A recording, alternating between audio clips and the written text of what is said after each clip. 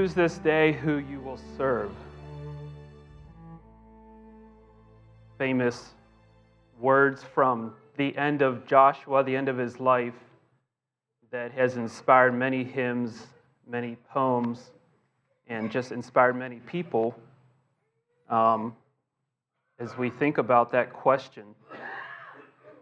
You know, there comes a time in each of our lives when we are faced with this question, and we have to make the choice in a big way at one point or another. Which kingdom will we serve and pledge our allegiance to? Christ and his kingdom, or the kingdom of this world and my own selfish desires? Who will I serve? But it's probably a question that we need to answer on a daily basis because we need that daily reminder of who we are and who we belong to. And here in the book of Joshua, this is ultimately the question that the children of Israel are faced with. And we're going to get to that. But when you think of this day, choose this day who you will serve, it brings the thought of today. And Scripture talks a lot about that, about today, you know, that we don't focus so much on the future or on the past, but we focus on today. And the important thing is what is going on today. What am I choosing today, this day? So while this is a very important question to answer, like I said, at some point in our lives in a big way, I think it's very important to answer it today.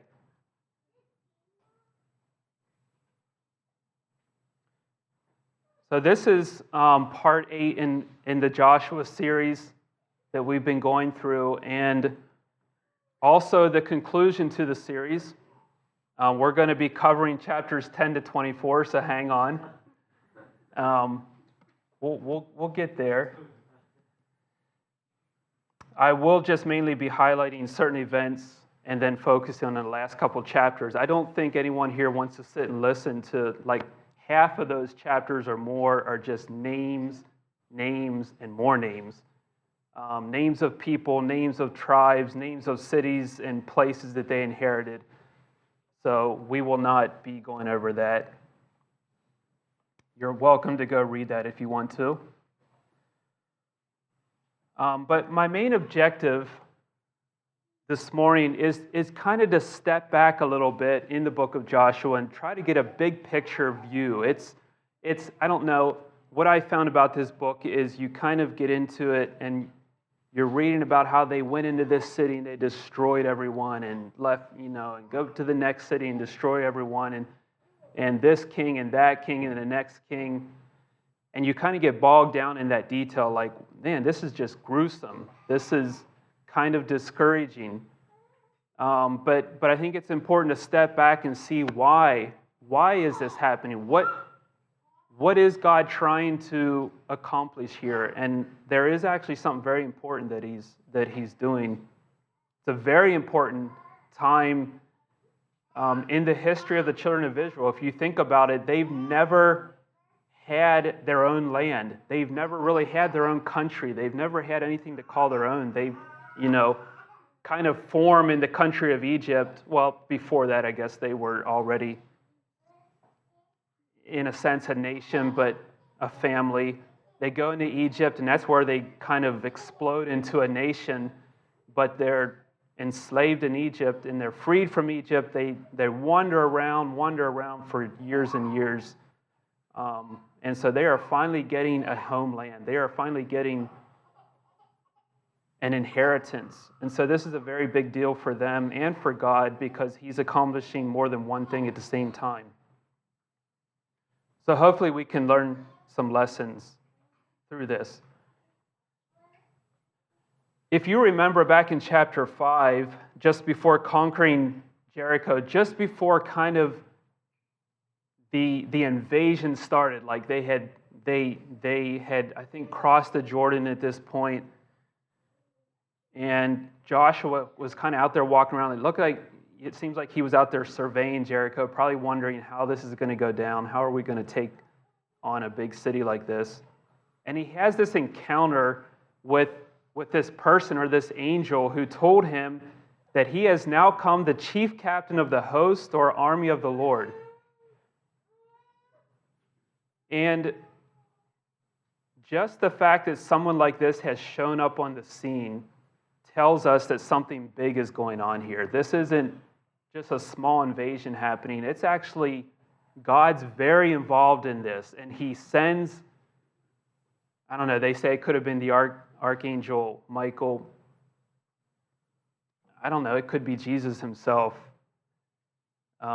Because Joshua, he tells Joshua to take his shoes off his feet because the ground is holy. So I don't know what all that means. But this was a big deal. The invasion of Canaan was a big deal. And God was getting involved right from the get-go. And he shows up, his army. He said, I'm here. And obviously that means the army's here. And we have some work to do. And so from the get-go, we see that the invasion of Canaan is at least accomplishing two things. Number one, the children of Israel are claiming their inheritance. I already mentioned that. This is the land promised to the Israelites clear back in the time of Abraham.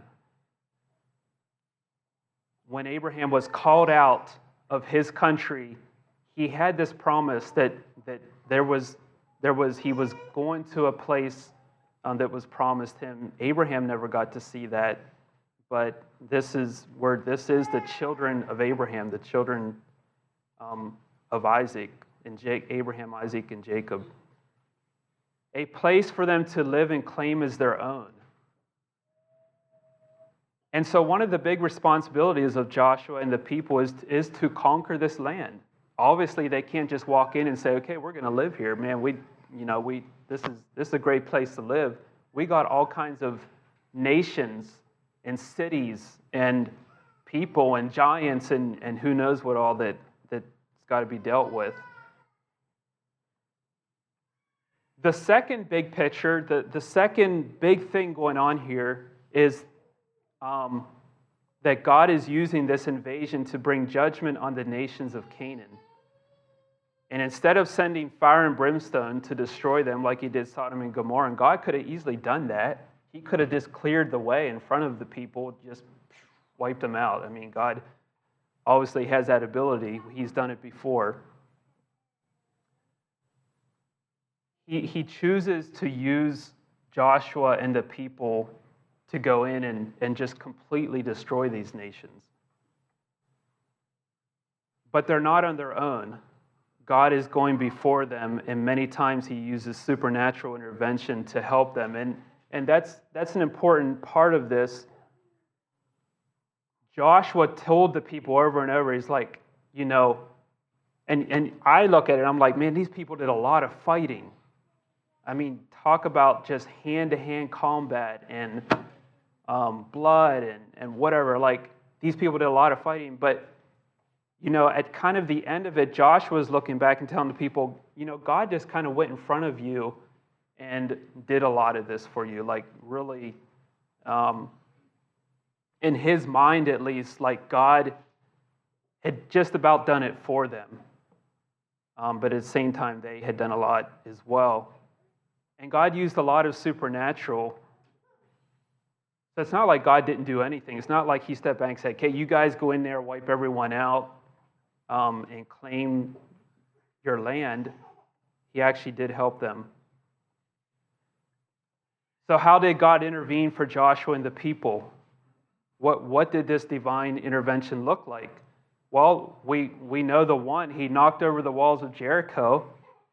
And, I mean, I don't know how he did that. They walked around this city and the walls fall down. Like, did an earthquake happen or what happened there? Was God's army there somehow tearing this down? I don't know what happened. But this was divine. There was nothing that Joshua and the people did except obey and follow the command to walk around this city. They did not do anything to get the walls to fall down. That was something that God took care of. The sun and the moon stand still. This happens in chapter 10. We're going to read those verses, but this is a very important, just kind of, it's almost like a sideline in the story in the book of Joshua, but it's a very important part of it. Something that like never happens, that here we are, the sun and the moon stand still. So let's read that. This is in chapter 5, verse 12. Then Joshua spoke to the Lord on the day God delivered the Amorites into the hands of Israel. So this is just after, the Gibeonites had come and deceived them and kind of made peace with them. And God allowed that. They made a covenant with them that they wouldn't kill them. Well, now all these other nations around there, they saw what was going on. Gibeon apparently was a very sizable place with a big army. And so they decided, well, we won't mess with the children of Israel, but we'll go take out Gibeon. So all these other nations come in and they siege the city of, I guess Gibeon's the city, name of the city. And they call for Joshua and the children of Israel to come and help them. And so this is kind of what was going on there. And I think there were like 5 kings came in with all their armies. So they were crushed before the face of the sons of Israel. For Joshua said, "Let the sun stand still over Gibeon and the moon over the valley of Ajalon." So the sun and moon stood still until God brought vengeance against their enemies. The sun stood still in the midst of heaven and did not set in the west until the end of one day. Now we tend to think, well, okay, the sun always sets at the end of one day, but this was like, in my mind, I think it was 24 hours. A 24-hour period where the sun just like stayed bright. There was no day like that day, either before or after, that God should hear a man, because the Lord joined in war with Israel. So God shows up and he joined in war with Israel, and he granted Joshua's request to keep it daylight, like to keep the sun out. And it says it stood still. Like, I don't know what that did to the universe. I have no idea what that does. Like, if everything stops, like what else stopped? I don't know. But it stood still until the enemies were defeated. And that worked in Joshua's favor, because they wanted to get this battle over with and taken care of, and I guess it would have been hard to do at nighttime. We have often noted that Joshua is a type of Jesus, and this particular incident could very well be looking ahead to the crucifixion. When Jesus is on the cross, and it says the sun was darkened and God brought vengeance on the powers of darkness. Like, a lot happened in that moment. And we look back here in the book of Joshua, a lot happened when that sun stood still. Joshua and the people, with the Lord's help, crushed 5 armies. Like, these were big armies. 5 different kings. And these kings went and ran and hid in a cave, and they blocked up the cave until all the fighting was over. Then they went and dragged them out and killed them. But thinking of Jesus, Joshua as a type of Jesus, Jesus hung on the cross, and a lot was going on in that moment. He wasn't just there dying for no reason. He was dying, and the powers, I think they're in a song somewhere, it says the powers of hell did their best, but they were defeated.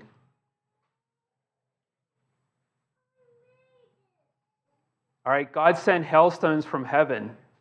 We're told in this instance that more died from the hailstones than the sons of Israel killed with the sword in the battle. And this was part of almost that same battle. I don't know, a little before or after, but it's all kind of coming at once. All these armies keep coming in at once. And God sends hailstones. I mean, just rained them out from heaven. And so again, it says more, died from the hailstones. So this was divine intervention. And then we have hornets, and I don't know, we're not told specifically when this happened until chapter 24, when Joshua at the end of his life, and he's kind of giving them these reminders of what God did for them, and he tells them that God sent hornets before them to drive out the 12 kings of the Amorites. I don't even know when that happened. It's not recorded in the book specifically, but it's just we know here from Joshua that it happened, that God drove out some of these armies by sending hornets.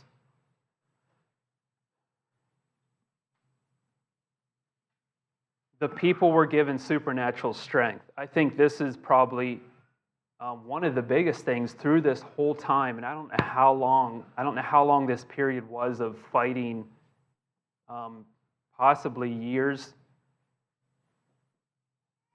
because they would go north and south and east, and all these armies would show up. It said there were like multitudes of horses and chariots, and they would go out and fight for days. And sometimes destroy the cities, completely burn them, sometimes not. But without supernatural strength, I don't think Joshua and the people could have accomplished this. There was some kind of almost superhuman strength going on there. They went up against army after army and fought battle after battle, fighting until the enemy was completely destroyed. Joshua reminded the people later that one of you chased 1,000 because the Lord your God fought for you. That's not possible to do just normally, unless you're Samson. So again, we have this cooperation between God and the people to accomplish the mission. God could have went and wiped everyone out before they got there, but he chose to have Joshua and the people involved, very involved. And we'll come back to that later. But now we finally come to the end of the fighting, and we have in chapter 11, verse 23, this verse. So Joshua took all the land as the Lord commanded Moses, and Joshua gave it as an inheritance to Israel by division, according to their tribes. Then the land rested from war. It was finally over. There was, even after this, different small things that they had to go and either drive people out, but no other like really big major battles where they just completely destroyed everyone. Joshua conquered 31 kings and their nations. I was going to put the list up, I didn't, of the kings in all their cities. He lists them out. Well, first he says, well, here's what Moses did. And Moses has like two kings, like Og and Bashan, or however you say that.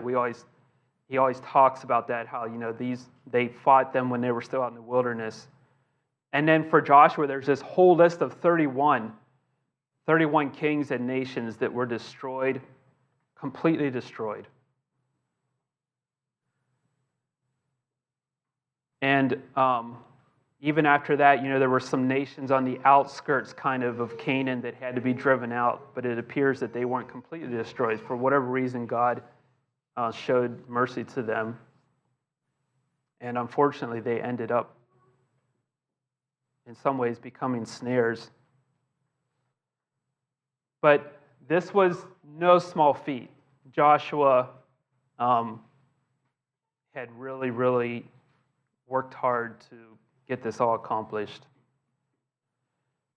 I want to note Caleb, who, along with Joshua, had been sent into Canaan by Moses to spy out the land, and out of the 12 spies who were sent, only he and Joshua had come back with a good report and encouraged the people to go in and conquer the land. I think you all should know that story. When the 12 spies went in originally to the promised land, they come back. I think there was 12 of them representing each of the tribes. And only Joshua and Caleb were like, let's do it. Let's go in. We can do this. We can definitely conquer this and take it out. And the other 10 spies, gave this awful report, and there's giants, and we can't do it. They're going to squash us. And they basically caused a big rebellion there. And that's kind of when God said, well, they're not going in. This generation isn't going in. And Caleb and Joshua were the only two men from their generation who were allowed to enter the promised land. So Caleb, I'm just noting Caleb as a man of courage because of what he does here. Hopefully, you guys know this story. So I'm going to read what Caleb did. Caleb comes to Joshua, okay? They have conquered these 31 kings and nations, fighting in wars and battles. Now Caleb comes to Joshua and he says, the Lord promised me an inheritance here. He wants to claim that. And he says in verse 12, I didn't even note the chapter. I don't know if it's chapter 12. Now therefore, I ask you for this mountain, as the Lord said in that day, since you heard this word in that day. And he's talking about back when him and Joshua had been faithful, the faithful spies. For now the Anakim are there with large and fortified cities. Therefore, if the Lord is with me, I will utterly destroy them, as the Lord said to me.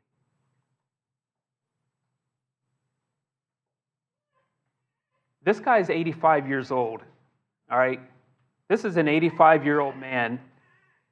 He's coming to Joshua and he's saying, I want that mountain. I want that part of the land where the Anakim or the giants live. And he says, not only that, but he plans on going in there and destroying them. And I don't think he was going to do it by himself, but basically him and his family or whatever. And he wants that as his inheritance. And these are giants. These are people of war that they must have been kind of holed up there in the mountain in their fortresses.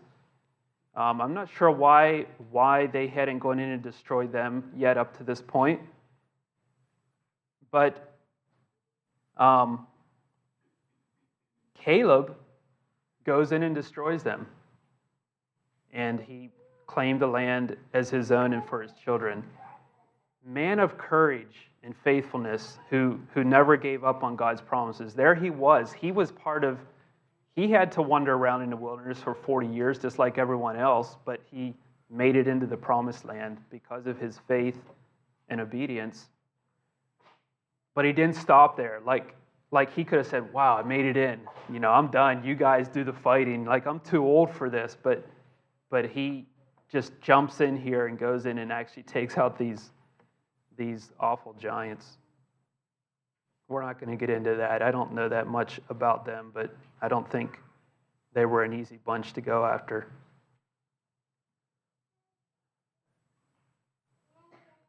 So the Lord gave Israel all the land he had sworn to give to their fathers, and they took possession of it and dwelt in it. The Lord gave them rest all around, as he had sworn to their fathers, and no one rose up against them from all their enemies. The Lord delivered all their enemies into their hands. Not a word failed of any good thing the Lord had spoken to the children of Israel. All came to pass. Okay? They completed the mission. They had done exactly what they were supposed to do, and God had helped them. All right, the altar that almost started a war. I'm kind of jumping around here just a little bit, and then we're going to get to the end and kind of bring this all together. But this is just kind of a thing that happens. It's interesting. So if you guys remember, two and a half of the tribes, the tribe of Reuben, the tribe of the children of Gad, and the half tribe of Manasseh, they had wanted their inheritance to be on the other side of the Jordan. And Joshua said, okay, but we're going to make this agreement. You're going to come in with us to the land of Canaan, and you're going to help us, fight and destroy everything. And once it's all over, once we've claimed our inheritance, then you can go back to that land that you want. You can go back across the Jordan. So that had been the agreement. So now he sends them back to receive their inheritance. After they'd helped their brothers conquer the land. And Joshua blessed them, and he encouraged them to serve the Lord and walk in his commandments, and so they return. Well, as they're returning, they build an altar beside the Jordan. before they crossed. They built this altar. And when the rest of Israel hears about this, okay, they just hear, those guys built an altar. It says they gathered together and prepared for war. Like they were going to go out and actually destroy these 2.5 tribes, thinking that they had just transgressed the covenant by building their own altar to God and becoming rebels. So in other words, they had one altar to offer sacrifices on. That was part of the covenant, that there was to be no other altar for sacrifices. And here they had just built this altar. Fortunately, before they kind of go as an army, they send the priest and I think like 10 of the rulers to find out what's going on, to kind of confront them with this and say, why did you build this altar? What is going on here? And they learned that the altar had actually been built as a memorial, not as an altar to burn sacrifices on. It was a witness and a reminder to them, the people that were going back over the Jordan, because they were going to kind of be separated from the rest of Israel, but it was a witness and a reminder to them and to their children of what God had done for them, and to actually, they had built it to keep peace between them and the rest of the tribes, and here it had almost worked against them. So the conflict was avoided. Everyone was happy after that, and Joshua, blessed them for it. He named the altar and said that it was a witness in their midst that the Lord is their God. So that's just kind of an interesting story that happened here.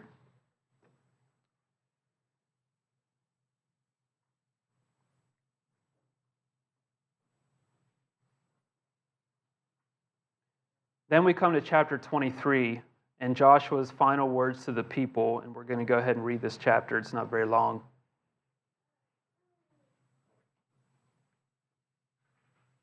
Now it came to pass that after many days the Lord gave rest to Israel from all their enemies round about, and Joshua was old and advanced in years. So Joshua summoned all the children of Israel and their elders and leaders and their scribes and judges and said to them, I am old and advanced in years, and you have seen everything the Lord your God did to all these nations before you, that the Lord your God is he who fought for you. So that's what I was talking about before. In Joshua's mind, here's the guy that had did so much. He's giving credit to God and saying, he's the one who fought for you. I think he recognized there's no way they could have done this without God intervening. See, I have added to you these nations that are left to you by lots to your tribes, beginning at the Jordan and bordered by the great sea westward, all the nations I utterly destroyed before you. For the Lord your God, he will utterly destroy them before you until they perish, and he will send wild animals against them until he utterly destroys them and their kings from before you. And you shall inherit their land, as the Lord your God said to you. Therefore strive diligently to keep and to do everything written in the book of the law of Moses, lest you turn aside from it to the right or to the left, and lest you go among these nations, those that remain among you. The names of their gods shall not be mentioned among you, and neither shall you worship them nor serve them. But you shall cleave to the Lord your God as you have done this day. For the Lord has utterly destroyed them from before you, great and mighty nations, and no one has stood against you to this day. One of you has chased 1,000, for the Lord your God fought for you, as he said to you. Therefore take great heed to love the Lord your God. For if you turn away and attach yourselves to the remnant of these nations among you and intermarry and become mingled with them and they with you, know for certain that the Lord will no longer utterly destroy these nations before you, but they shall be snares and traps for you and nails in your heels and darts in your eyes until you perish from this good land which the Lord your God has given you. But I am going the way of all the earth, of all those on earth, and you shall know in your heart and soul that not one word has failed for all the words the Lord our God spoke concerning everything that pertains to you. Not one word of them has failed. Therefore it shall come to pass that as all the good things came upon you, which the Lord promised you, so the Lord God will bring upon you all the evil things until he utterly destroys you from this good land which the Lord has given you, when you transgress the covenant of the Lord your God, which he commanded you, and go and serve other gods and worship them. You can sense in Joshua's words this concern, and it's a valid concern, that these people are going to forget. They're going to start looking at these other nations. They're going to start talking about their gods, and they're going to embrace their gods and serve them and worship them and become just like the other nations and basically destroy their own selves. Just like these other nations got destroyed for their idolatry and rebellion. And you can tell he's very concerned about this. And for good reason. Joshua was with the people probably, I guess Joshua would have came out of Egypt originally. So, you have them, it doesn't, coming through the wilderness, and they're just constantly this bent to either rebel against God or, worship the golden calf or do something like to just get sidetracked and get away from God. And he's very concerned about this. He said, God has done all this for you. He's given you this land. You have your inheritance, but you can't relax now. You can't let down your guard. It's important to make sure you don't get drawn into these other gods and this idolatry that's around them still. There's still parts of it around them. What are the lessons in all this for Israel? What was it that God wanted the children of Israel to learn from this mission? I think God wanted them to see firsthand what happens to nations who forsake him, who sell themselves into idolatry. Like I said, God could have went in and did all the work for them, but by having them involved, it's like they're seeing firsthand what happens when we go after other gods. This is the end of it. It's like self-destruct when we embrace other gods. They should have seen that, and I think they did. I think that they recognized that. They also learned that God fought for them when they obeyed his commands. When Joshua met the captain of the Lord's army, the question wasn't if he was on their side. That was kind of Joshua's original question. Were you for us or against us? And he said, I'm the captain of the Lord's host. Basically, were you on my side? That's the question. Are you going to be obedient and follow the directives given, by God? It's not about, is God on my side or not? It's, am I on his side? And then just the warning to stay away from other gods. I think one of the reasons for the total destruction of these Canaanite nations and the people, and it's a thing that it's hard to wrap our minds around, the way they had to go in and just completely destroy and annihilate these places. But I think one of the reasons was to minimize, not only, obviously it was God's judgment, their cup was full, if we could say it that way, the sin, the utter rebellion, and they had long ago forsook God, wanted nothing to do with him. And I think, we have to remember that, someone like Rahab came out of that. God still was merciful. If somebody was wanting to repent and come out, he was open to that. But I think God wanted to minimize the influence that the idolatry would have on God's people. I really think that's one reason he just wanted them to wipe it out. Kill everything, kill everyone. He didn't want any influence on his people. God knew that they struggled with an attraction to this anyway. Like, it didn't take much for them to kind of just lose. Like, they wanted to worship something physical and tangible. Like, they wanted to be like the other nations around them. So the less it was around them, the better. And Joshua warned them to not even mention the names of these other gods. I think that's interesting. Like, don't even talk about them. And not to attach themselves with the other nations in any way, because they will become a snare and a trap to them, and you end up getting destroyed yourself. How serious is idolatry? Well, the first commandment of the 10 commandments given to Moses was, "You shall have no other gods before me." That was like God's first commandment to them. Like, you shall have no other gods, but no other gods before me, I think just means no other gods. Because he knew that if they have any other gods, they are going to be before me. Like, that just happens. Tertullian said, "The principal crime of the human race, the highest guilt charged upon the world, the whole procuring cause of judgment is idolatry." I never quite thought about it in that strict of a sense, that it really is idolatry that brings God's judgment. It's an awful thing. Idolatry is taking our devotion, our worship, our service, and everything that is meant for God and giving it to something or someone else. Usually, if especially in this time, it was a physical object, something carved from stone or gold or silver or bronze.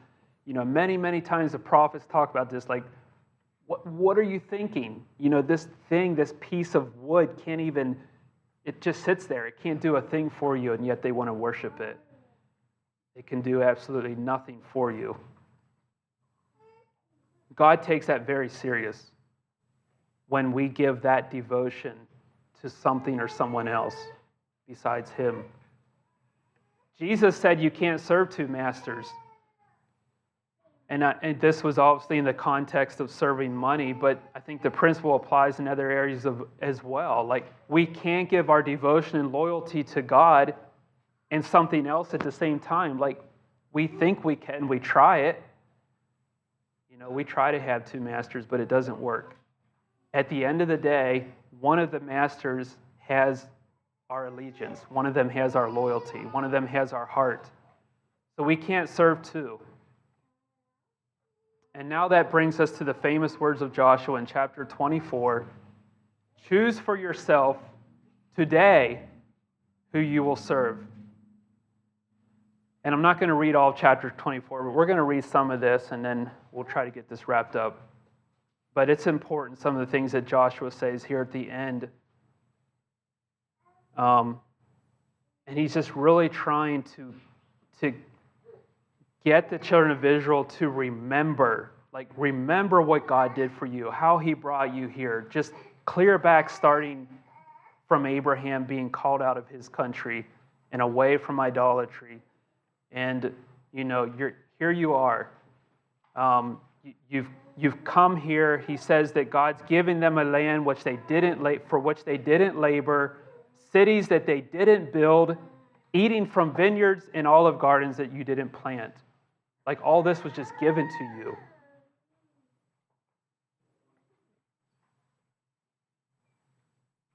And now, are you just going to, turn away from God and serve other gods after all this was given to you? All right, so verse 14. "Now therefore fear the Lord and serve Him in justice and righteousness. Remove the foreign gods your fathers served on the other side of the river and in Egypt, and serve the Lord." So you almost get the picture that maybe these people still were carrying some of these gods with them. Like, had a few gods in their backpacks or something. "But if it does not please you to serve the Lord, choose gods for yourself today whom you will serve, whether the gods of your fathers that run the other side of the river, or the gods of the Amorites among whom you dwell in their land. But as for me and my house, we will serve the Lord because He is holy. Then the people answered and said, "Far be it from us to forsake the Lord so as to serve other gods. The Lord is our God. He is God. He brought us and our fathers from Egypt and preserved us on the whole journey where we went and among all the nations through whom we passed. The Lord cast out before us the Amorite and all the nations that inhabited the land. But as for us, we will serve the Lord, for He is our God." But Joshua said to the people, "You cannot serve the Lord, for He is a holy God, and He, being jealous, will not forgive your sins and your lawless deeds whenever you forsake the Lord and serve other gods. Then He shall come and deal harshly with you and will consume you after He has done you good." Then the people said to Joshua, "No, but we will serve the Lord." So Joshua said to the people, "You are witnesses against yourselves that you have chosen to serve the Lord. Now therefore remove the foreign gods from among you and make your hearts straight toward the Lord God of Israel." I like that thought. Make it straight. Again, the people said to Joshua, "We will serve the Lord and obey His voice." So Joshua established a covenant with the people on that day and gave them a law and judgment in Shiloh before the tabernacle of the God of Israel. Then he wrote these words in the book of the law of God, and he took a large stone and set it up under the terebinth tree before the Lord. After this, Joshua said to the people, "Behold, this stone shall be a witness among you, because it has heard everything said to it by the Lord, whatever He spoke to us today. This stone shall be among you as a witness in the last days, whenever you lie to the Lord my God." Did you ever think about a stone being a witness? Like, this stone heard everything. You know, He's saying, we're going to keep this stone here, and that's the witness. And it's gonna witness against you whenever you lie. I think that's interesting. So God sent the people away, and they went forth, each one to his place. Then Israel served the Lord all the days of Joshua and all the days of the elders, as many as were with Joshua, and saw the works of the Lord which He did for Israel. Now it came to pass after these things that Joshua the son of Nun, the servant of the Lord, died at the age of 110 years. They buried him within the boundary lines of his inheritance at Timnath-Serah on Mount Ephraim on the north side of the Mount Gaash. In his grave they placed with him the stone knives with which he circumcised the sons of Israel at Gilgal when he brought them out of Egypt, as the Lord ordered them. They remain there to this very day. The children of Israel also brought up the bones of Joseph from Egypt and buried them at Shechem in the plot of land which Jacob purchased from the Amorites who dwelled in Shechem for 100 lambs, and which was given to Joseph as his portion. After this, Eleazar the son of Aaron, the high priest, died and was buried in Gibeath, which belonged to Phinehas his son, and which he had given him on Mount Ephraim. On that day, the children of Israel took the ark of God and carried it about among themselves. And Phinehas held the office of priest in place of Eleazar his father until he died and was buried in his own place at Gibeath. But each of the children of Israel departed to his own place and to his own city. Then the children of Israel worshipped Astarte and Astaroth and the gods of the nations round about them. So the Lord gave them over into the hands of Eglon, the king of Moab, and he ruled over them for 18 years. That kind of takes us right into the book of Judges.